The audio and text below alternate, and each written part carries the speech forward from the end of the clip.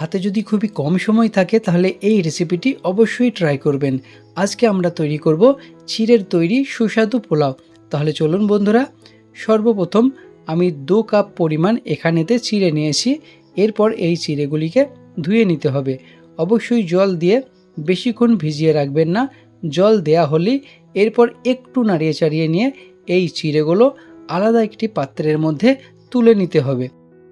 সমস্ত চিড়েগুলো তোলা হয়ে গেলে এরপর চিড়েগুলো কিছুক্ষণ যাবৎ হাওয়াতে রেখে দেবেন, যাতে এগুলি একটু শুকিয়ে যায়। এরপরে পাত্রের মধ্যে তেল দিয়ে নেবেন। তেলটি পারফেক্ট গরম হয়ে গেলে এমন তো অবস্থায় এখানে কিছুটা পরিমাণ কাঁচা বাদাম অ্যাড করে নেবেন। বাদাম দেওয়া হয়ে গেলে একটু নাড়াচাড়া করে নিয়ে এটিকে ভেজে নিতে হবে। এই বাদামগুলো একটু ভাজা হয়ে গেলে এমন তো অবস্থায় এখানে কিছুটা পরিমাণ কাজু বাদাম অ্যাড করে নেবেন এবং আরও কিছুক্ষণ ভাজা হয়ে গেলে এর মধ্যে কিশমিশ অ্যাড করে দেবেন।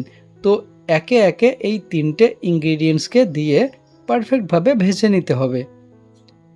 ভাজা হয়ে গেলে একটি সেপারেট পাত্রের মধ্যে এগুলিকে তুলে নিতে হবে।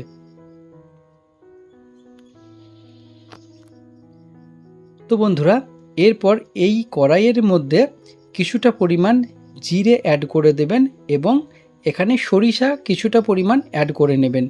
এরপর এগুলিকে একটু ভেজে নিতে হবে। যখন পারফেক্টভাবে ভাজা হয়ে যাবে এমন তো অবস্থায় পেঁয়াজ অ্যাড করতে হবে। পেঁয়াজটিকে দিয়ে একটু নাড়াচাড়া করে নিয়ে ঠিক গোল্ডেন ব্রাউন কালার যখন চলে আসবে এমন তো অবস্থায় এখানে অ্যাড করে দিতে হবে আলু। বন্ধুরা, আলুগুলো এরকম ছোট ছোট কিউবের মতো কেটে নেবেন। আলু দেয়া হয়ে গেলে এরপর এগুলোকে কিছুক্ষণ যাবৎ ভালোভাবে একটু ভেজে নিতে হবে। এরপর এর মধ্যে অ্যাড করতে হবে 1 চা চামচ পরিমাণ লবণ এবং 1 চা চামচ পরিমাণ হলুদ গুঁড়ো পাউডার। এই দুটো ইনগ্রিডিয়েন্টস দেওয়া হয়ে গেলে সুন্দরভাবে কিছুক্ষণ এটিকে কষিয়ে নিতে হবে। যখন আলুগুলো পারফেক্ট ভাজা হয়ে যাবে বা সেদ্ধ হয়ে যাবে এমন তো অবস্থায় কিছুটা পরিমাণ কাঁচা লঙ্কা অ্যাড করে দিয়ে এরপরে এর মধ্যে অ্যাড করে দেবেন চিড়ে। তো বন্ধুরা, চিড়ে দেয়া হয়ে গেলে এরপর আলতোভাবে সুন্দরভাবে এটিকে এই রকমভাবে মাখিয়ে নেবেন।